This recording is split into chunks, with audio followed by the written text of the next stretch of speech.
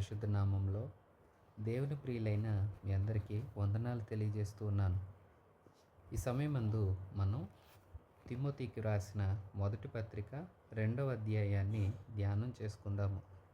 ప్రియ విశ్వాసులారా, ఈ అధ్యాయంలో పౌలు గారు ప్రార్థన గురించి మాట్లాడుతున్నారు. మనం అందరి కోసం ప్రార్థన చేయాలి. క్రైస్తవులమైన మనందరం క్రీస్తు పిల్లలం. దేశం కొరకు, అధికారుల కొరకు, సర్వజనుల కోసం ప్రార్థించవలసిన అవసరత ఎంతో ఉంది.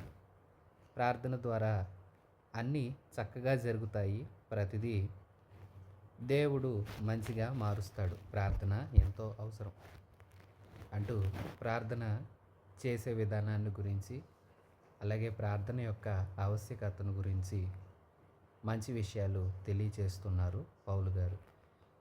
తిమోతి పత్రిక 2వ అధ్యాయం మొదటి నుంచి. మనము సంపూర్ణ భక్తియు మాన్యతయు కలిగి నెమ్మదిగాను సుఖముగాను బ్రతుకు నిమిత్తం అన్నిటికంటే ముఖ్యముగా మనుషులందరి కొరకును, రాజుల కొరకును, అధికారుల కొరకును విజ్ఞాపనలను, ప్రార్థనలను, యాచనలను, కృతజ్ఞతాస్తుతులను చేయవలెనని హెచ్చరించుచున్నాను. ఇది మంచిదియు మన రక్షకుడగు దేవుని దృష్టికి అనుకూలమైనదియునై ఉన్నది. ప్రియ విశ్వాసులారా, మనం ప్రార్థన చేయాలంట. సంపూర్ణ భక్తి మాన్యత కలిగి నెమ్మదిగా సుఖంగా జీవించాలి. లోకంలో ప్రభుత్వం యొక్క ఆధీనంలో మనం ఉంటున్నాము. ప్రభుత్వము ఎలాంటిదైనప్పటికీ, ప్రభుత్వం యొక్క అధికారులు ఎలాగున్నప్పటికీ మనం నెమ్మదిగాను సుఖముగాను ఉండాలంటే మన పైన ఉన్న నాయకులు, అధికారులు, ప్రభుత్వం అంతా నెమ్మదిగా ఉండాలి. పరిపాలన అంతా చక్కగా ఉండాలి. అలా చక్కగా ఉండాలంటే ఎలాగా అంటే క్రైస్తవులు నడుం కట్టి మనుషులందరి కొరకు, రాజులు, అధికారులు అందరి కొరకు ప్రార్థన చేయాలి. వారు అలాగండి, వీరు ఇలాగుంటారు, వారు ఎవరైనా కావచ్చు, ఎలాగైనా ఉండవచ్చు. నీవైతే, నేనైతే, మనమైతే ప్రార్థన చేయాలి. వీరి మంచి కోసం మనం ప్రార్థించాలి. ఎందుకంటే ఇది మంచిది, మన రక్షకుడగు దేవుని దృష్టికి అనుకూలం. అలాగ మనం ప్రార్థించడం ద్వారా దేవుడు మన ప్రార్థనలు విని, మనం ప్రార్థించాము, మన దేవుణ్ణి మనం అడిగాము, మన దేవుడు నమ్మదగినవాడు, ఆయన మన ప్రార్థన వింటాడు. ప్రార్థించగా మనం దేనికోసమైతే ప్రార్థించామో ఆ మనవిని ఆయన ఆలకించి మనము నెమ్మదిగాను సుఖముగాను ఉండులాగున ప్రభుత్వాలను మంచిగా మారుస్తాడు. అధికారుల మీద తన దృష్టి నిలుపుతాడు. వారిని సక్రమైన మార్గంలో నడిపిస్తాడు. విశ్వాసులారా, ప్రార్థించండి. నేను హెచ్చరిస్తున్నాను, తిమోతి, ప్రార్థన చెయ్యి, ఇది మంచిది. మనం ప్రార్థన చేయాలి. నీవే కాదు, నేను చేస్తున్నాను. నేనే కాదు, విశ్వాసులైన మీరు అందరూ చేయాలి అంటున్నాడు పౌలు. అందరూ ప్రార్థించాలి. విశ్వాసి, ప్రార్థిస్తున్నావా? ప్రార్థిస్తే ఎంతో దీవెన, అందరికీ దీవెన. అందరము నెమ్మదిగా సుఖముగా ఉండ నిమిత్తం మనం ప్రార్థన చేయాలి. ప్రార్థించడం ద్వారా మనం ఇంకను చక్కగా మంచిగా బ్రతకడమే కాదు, మనం కూడా సంపూర్ణ భక్తి మాన్యతల యందు ఎదుగుతాము. మంచి జీవితం మనకు అలవడుతుంది. భక్తిలో కూడా మనం వర్ధిల్లుతాము. ప్రియ సహోదరి, సహోదరులారా, ప్రార్థించండి, మరొకండి. అందరి కోసం ప్రార్థించండి. దేశం యొక్క పరిస్థితుల కోసం ప్రార్థించండి. అలాగే అధికారుల కోసం ప్రార్థించండి. నాయకుల కోసం ప్రార్థించండి. సంఘ సేవకుల కోసం ప్రార్థించండి. ఆత్మీయులైన సంఘ సహోదరుల కోసం ప్రార్థించండి. రక్షణ లేని వారి కోసం ప్రార్థించండి. అందరి కొరకు ప్రార్థించండి, మరొకండి. 4వ వచనం. ఆయన మనుషులందరూ రక్షణ పొంది సత్యమును గూర్చిన అనుభవ జ్ఞానం గలవారై ఉండవలెనని ఇచ్చించుచున్నాడు. మనం అందరి కోసం ప్రార్థించాలి. కారణం ఏంటంటే దేవుడు కోరుకుంటున్నాడు ఏమనంటే మనుషులందరూ రక్షణ పొందాలి. సత్యమును గురించిన అనుభవ జ్ఞానం గలవారై ఉండాలి. సత్యం యేసే కదా. యేసును గురించిన జ్ఞానం కావాలి విశ్వాసి. ఇది చెప్పే వినే జ్ఞానం కాదు, అనుభవిస్తూ ఉండే జ్ఞానం. అంటే యేసుక్రీస్తుని లోతుగా తెలుసుకోవడం అంటే ఆయన్ని గురించిన ఆ పుస్తకంలో ఏముంది, ఈ పుస్తకంలో ఏముంది అంటూ చదివి వదిలేయటం కాదు, క్రీస్తుకి దగ్గరగా రావటం. అప్పుడే మనం క్రీస్తుని గురించి అనుభవాల ద్వారా జ్ఞానం గలవారమే అవుతాము. అందరూ అలాగుండాలని యేసుక్రీస్తు ప్రభువు ద్వారా ఇది సాధ్యమవ్వాలని తండ్రి అయిన దేవుడు ఇచ్చయించుచున్నాడు, ఆశపడుతున్నాడు. మనం ఆయన బిడ్డలంగా ఉండాలి. అందరము రక్షణ పొందాలి. ఏ ఒక్కరు నశించిపోకూడదు. ఏ ఒక్కరు నిత్య నరకాగ్నిలో త్రోసివేయబడకూడదు. ఏ ఒక్కరు వ్యర్థులుగా మిగిలిపోకూడదు. అందరూ సత్యాన్ని గురించి తెలుసుకోవాలి. సత్యమై ఉన్న క్రీస్తుని గురించి అనుభవం చేత తెలుసుకోవాలి. జ్ఞానాన్ని గడించాలి. విశ్వాసులారా, యేసుక్రీస్తుని గురించి విని చదివి నాకు జ్ఞానం ఉంది, నాకు ఆయన గురించి అంతా తెలుసు అంటున్నావా? ఆయనతో కూడా నడుస్తూ ఆయన నేర్పించే పాఠాల ద్వారా ఆయన యొక్క లక్షణాలలో ఉన్న ఉన్నత విలువలను నీవు అనుభవిస్తూ ఈ మాటలు చెప్తున్నావా?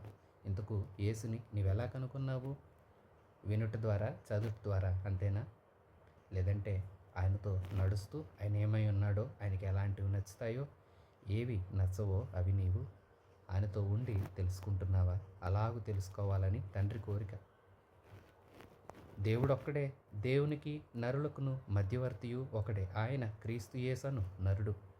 దేవుడు ఒక్కడే, దేవునికి నరులకు మధ్యవర్తి కూడా ఒకడే. ఆయనే యేసుక్రీస్తు. ఈయన దేవనరుడు. ప్రియ విశ్వాసులారా, ఈయనే దేవుడు, దైవత్వాన్ని కలిగిన వాడు, సర్వ పరిపూర్ణత గలవాడు, ఉన్నతమైన మహిమలో ఉండే దేవుడు. ఈయనే నరుల కోసం క్రీస్తు యేసుగా భూమి మీదకు దిగివచ్చాడు. శరీరమందు యేసుగా పుట్టి మన కోసం జీవించి మనందరినీ తండ్రితో కలిపే మధ్యవర్తిగా ఈయనున్నాడు. ఇశ్రాయేలీలు దేవాలయానికి వెళతారు. అక్కడ దేవుణ్ణి దగ్గరకు వారు చేరలేరు. దేవునికి వారి యొక్క మనవులు లేదా వారి పశ్చాత్తాపం చేరాలన్నా, వారు ప్రార్థన అనుభవంలోనికి రావాలన్నా, ఇటు దేవునికి అటు వస్తూ ఉన్న నరులకి మధ్యవర్తులుగా యాజకులు ఉండేవారు.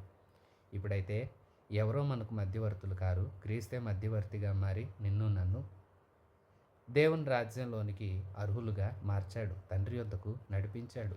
ఈయనుండట ద్వారా మనకెంతో దీవెన. ప్రియశ్వాసులారా, అందరూ సత్యం గురించి తెలుసుకోవాలి. అందరూ సత్యమును గురించిన అనుభవ జ్ఞానం గలవారు కావాలి. అందరూ ఈ మధ్యవర్తి అనే క్రీస్తు ద్వారా తండ్రి దగ్గరకు రావాలి. ఇదే తండ్రి యొక్క కోరిక. దానికోసం యేసుక్రీస్తు ప్రభు మధ్యవర్తిగా మన కోసం వచ్చాడు. ఆయన తన మహిమను విడిచాడు. ఉన్నతమైన భాగ్యాన్ని కాదనుకుని నీకోసం నా కోసం సిలువనందు మరణించి, తన రక్తమంతా చిందించి మరణించి మూడో దినాన తిరిగి లేచాడు. ఈయన సర్వశక్తి గల దేవుడు. ఈయన నిన్ను నన్ను తండ్రి వద్దకు తీసుకువెళతాడు. తండ్రితో మనము, మనతో తండ్రి ఒక ఉన్నతమైన అనుబంధాన్ని గలవారమై యుగయుగాలు ఆయన రాజ్యంలో ఉండగలిగేలాగా చేసేది యేసుక్రీస్తు ప్రభువే. ఈయన ద్వారానే రక్షణ, ఈయన ద్వారానే పరలోక రాజ్యంలోనికి నీకు నాకు ప్రవేశం. ప్రియ విశ్వాసి, యేసుక్రీస్తుని నీ సొంత రక్షకుడిగా నీవు తెలుసుకుని ఉన్నావా? ఈయన అందరి కొరకు విమోచన క్రయధనముగా తన్ను తానే సమర్పించుకొనెను. దీనిని గురించిన సాక్ష్యము యుక్తకాలమందు ఇయ్యబడును. ఆ సాక్ష్యం ఇచ్చుటకై నేను ప్రకటించువాడునుగాను అపోస్తులుడుగాను విశ్వాస సత్యముల విషయములో అన్యజనులకు బోధకుడునుగాను నియమించబడితిని. నేను సత్యమే చెప్పుచున్నాను, అబద్ధం ఆడలేదు. నా కుమారుడా తిమోతి, విను. ఈ సాక్ష్యం యుక్తకాలమందు ప్రచురం చేయబడుతుంది. ఈ సాక్ష్యం ఇప్పుడు బయలుపరచబడుతూ ఉంది. ఏమిటా సాక్ష్యం అంటే, ఈ మధ్యవర్తి అయిన క్రీస్తు మనందరి క్రయధనం కోసం ఆయనే తన రక్తాన్ని వెలగా చెల్లించాడు. ప్రియ విశ్వాసులారా, రక్షణ పొందటానికి నీవు నేను ఏదో చేయవలసిన అవసరం ఏముంది? అంతా ఆయనే చేశాడు. తన రక్తాన్ని చెల్లించాడు. దానిని ఆయన వెలగా చెల్లించాడు. పాపం మనది, దానికి రావాల్సిన శిక్ష కూడా మనకే. కానీ ఆ శిక్ష అంతా తాను భరించాడు. తన రక్తమంతా కార్చి మన కోసం దానిని వెలగా చెల్లించాడు. పాపం యొక్క ప్రభుత్వం ఇక మన మీద లేదు. మరణపు అధికారాలు మన మీద లేవు. అంటే నరకానికి మనం ఇక పాత్రులము కాకుండా ఉండాలని ఆయన మన కోసం వెల చెల్లించాడు. ఈ సాక్ష్యం యుక్తకాలం మందు బయలుపరచడానికి తను ఏర్పాటు చేశాడు. ఈ సాక్ష్యం ఇవ్వటానికే నన్ను కూడా ప్రకటించేవాడుగాను, అపోస్తుడుగాను, విశ్వాసం విషయంలో, సత్యం విషయంలో బోధించడానికి అన్ని జనులకు బోధకుడుగా నేను నియమించబడ్డాను. నా కుమారుడా తిమోతి, నేను సత్యం చెప్తున్నా, అబద్ధం ఆడట్లా. తిమోతికి తెలుసు పౌలు అబద్ధం ఆడటని. అయినా తను చెప్తున్నాడు, నా కుమారుడా నేనేమి అబద్ధం చెప్పట్లా, నిజమే చెప్తున్నా. ఇది దేవుని గురించిన సాక్ష్యం చెప్పడానికి నేను అపోస్తలుడుగాను, ఒక ప్రకటన చేసేవాడుగాను, అంటే బాక ఊది లేదా బూర ఊది అందరికీ ఇదిగో అందరూ వినండి అంటూ ప్రకటనలు చేసే ఒక ప్రకటించేవాడిగా, దేవుని చేత పంపబడి ఒక బాధ్యత చేత నియమించబడి దేవుని చేత పిలువబడి బాధ్యత అప్పగించబడి ఆ బాధ్యతను నెరవేర్చడానికి పంపబడిన వాడినే అపోస్తలుడు అంటాము. అలాగ అపోస్తలుడుగాను విశ్వాసాన్ని సత్యాన్ని తెలియచేసి దాన్ని వారి ముందు ప్రదర్శించి అన్యజనులకు బోధించడానికి ఒక బోధకుడిగా కూడా నేను నియమించబడ్డా. ప్రియ విశ్వాసులారా చూడండి, దేవుని గురించిన జ్ఞానం కావాలి, అది అందరూ తెలుసుకోవాలి. రక్షింపబడి దైవ జ్ఞానం గలవారై ఉండాలి. అది దేని ద్వారా వస్తుంది? అనుభవాల ద్వారా వస్తుంది. అనుభవాల ద్వారా వచ్చే ఆ జ్ఞానం, మన కోసం మధ్యవర్తి ఉన్నాడు, అలాగే మన కోసం ఆయన వెల చెల్లించాడు, మన యొక్క బాధలన్నింటినీ తొలగించి మనల్ని పాపం నుంచి, దాస్యం నుంచి, నరకం నుంచి విడిపించి తన రాజ్యంలోనికి, ఆనందలోకంలోనికి మనల్ని తీసుకువెళ్ళే ఒక ప్రభువు ఉన్నాడు అని ఆయన గురించి అందరికీ తెలియాలి. ఇది తండ్రి ఉద్దేశం. తెలియాలనే యుక్తకాలమందు ఆ సాక్ష్యాన్ని బయలుపరుస్తున్నాడు. ఆ సాక్ష్యాన్ని చెప్పడానికి నన్ను నియమించుకున్నాడు. నా కుమారుడా నిన్ను కూడా నియమించుకున్నాడు. ప్రియవిశ్వాసులారా, తిమోతి కాస్త తన స్వభావాన్ని బట్టి పిరికివాడే, కానీ అతన్ని ధైర్యపరచి ధైర్యశాలిగా మార్చి తనను దేవుని సేవలో స్థిరపరచడానికే పౌలు ఎంతో ఆదరణకరమైన ఈ మాటలు రాస్తున్నారు. నేను అందుకు పిలువబడ్డాను, నేనే కాదు నువ్వు అందుకే పిలువబడ్డావు. నా కుమారుడా నేను ప్రార్థన చేస్తున్నా, నువ్వు ప్రార్థన చేయాలి. ఇదిగో నేను సాక్ష్యం ఇవ్వటానికి, ఎలా ప్రకటించబడ్డానికి, ఎలాగో అన్ని విషయాలు బోధించడానికి దేవుడు నన్ను ఎన్నుకున్నాడో అలాగే నిన్ను కూడా ఎన్నుకున్నాడు. నేను అబద్ధం చెప్పట్లా, ఇది నిజం, ఇది నీవు కూడా తెలుసుకో, మనం అందుకు నియమించబడ్డాం అంటూ తన గురించి చెప్తూ తన మీద ఉన్న బాధ్యతలు తిమోతి కూడా నెరవేర్చాలి అని అతనికి అర్థం అవటం కోసమే ఈ లేఖ రాస్తూ ఉన్నాడు పౌలు గారు. ప్రియవిశ్వాసులారా గమనించండి, ఈ సాక్ష్యం ప్రచురం అవుతూనే ఉంది. ఈ సాక్ష్యం వినటి ద్వారానే నీవు నేను ప్రభు దగ్గరికి వచ్చాము. రానివారు ఎందరో ఉన్నారు. వారందరికీ ఈ సాక్ష్యం ప్రచురం చేయాలి. ఏమిటా సాక్ష్యం? ఒక మధ్యవర్తి ఉన్నాడు, ఈయన మనల్ని ఉన్నత లోకంలోనికి తీసుకుని వెళతాడు. ఒక మధ్యవర్తి ఉన్నాడు, ఆయన మన పాపములన్నింటినీ తన మీద వేసుకున్నాడు, మన కోసం చనిపోయాడు, మనకు ఉన్నతమైన రాజ్యాన్ని ఇవ్వటానికి ఆయన తిరిగి లేచాడు. ఈయన గురించి తెలుసుకొనండి, ఈయన దగ్గరికి రండి అని ఈ యేసుని గురించి సాక్ష్యం ఇవ్వాలి. ప్రియవిశ్వాసి, సాక్ష్యం ఇస్తున్నావా? విను, నోటి మాట చేత అయినంత మాత్రాన దేవుని వైపు ఎవరు తిరగరు. నీవు అనుభవిస్తూ ఆ సాక్ష్యాన్ని ప్రచురం చేయాలి. నీ క్రియల ద్వారా అది వెల్లడి కావాలి, నీ జీవితం ద్వారా అది వెల్లడి కావాలి. నీ అనుభవాలు, అలాగే నీవు ఆయనతో ఉన్న అనుబంధం, నీవు ఆయనలాగా మారి ఆయన పోలి జీవించే నీ క్రియలు, నీ అనుభవాల ద్వారానే నీవు చెప్పే సాక్ష్యం బలమైనది అవుతుంది. అప్పుడు అనేకులు ఆకర్షించబడతారు. నోటి మాట చేత చెప్పినంత మాత్రం చేత ఎవరు వినరు, ఎవరు ప్రభు దగ్గరికి రావడానికి ఇష్టపడరు.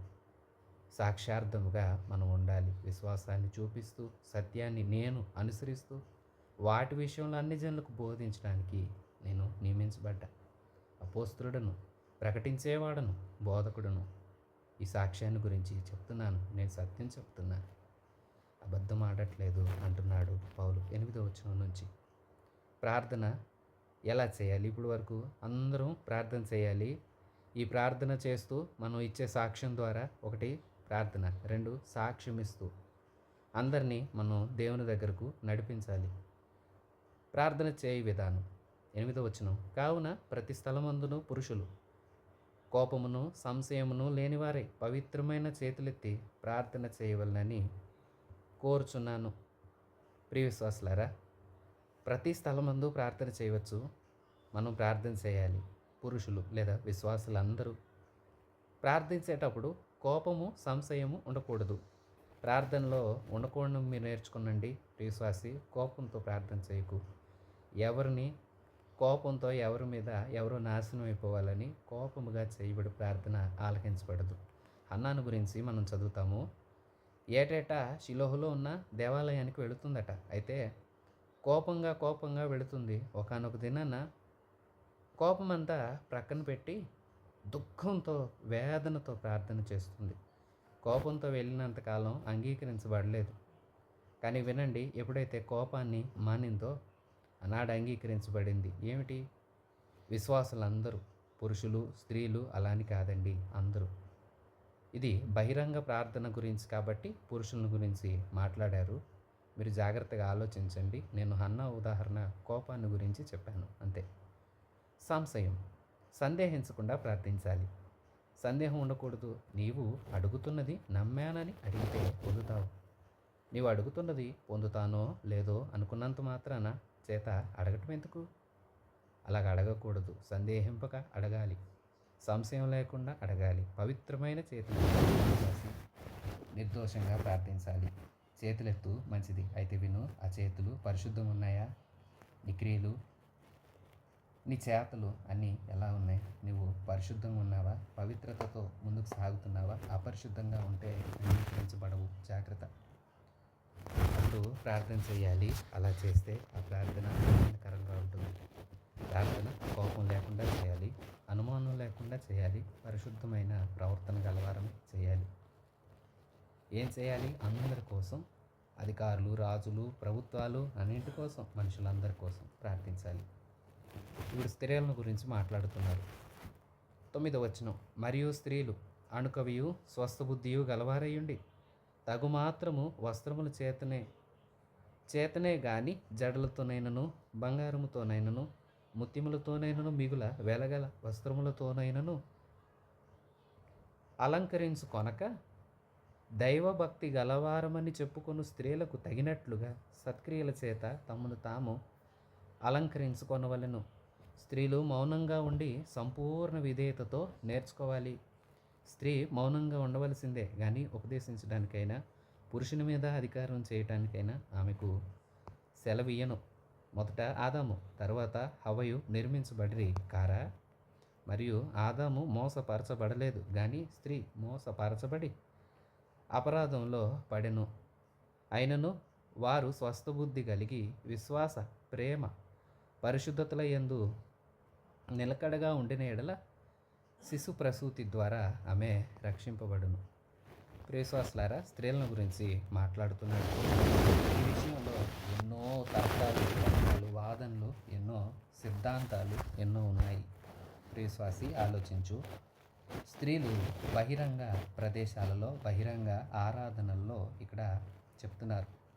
పురుషులు బహిరంగ ప్రార్థనలలో, ప్రార్థనా కూడికల్లో, అలాగూ సంఘ క్రమాలలో కొన్ని చోట్ల అన్ని విషయాల్లో స్త్రీలను గురించి మాట్లాడుతూ మౌనంగా ఉండాలి అని చెప్పిన సందర్భాలు ఉన్నాయి. పౌలు గారు కొన్ని ప్రాంతాలకు ఇలాగ రాశారంటే, రోమా ప్రభుత్వం క్రిందన ఉంటున్న వారిలో చూడండి, మనం అలనాటి రోమా ప్రభుత్వం యొక్క ఆధిపత్యం కొనసాగుతున్న దినాలు అవి. గుళ్ళు, గోపురాలు ఎన్నో ఉన్నాయి. అందులో ప్రసిద్ధికి ఎక్కిన డయానా దేవి అని, అంటే అర్తమే దేవి, ఇట్లాగూ కొన్ని గుళ్ళు ఉన్నాయి.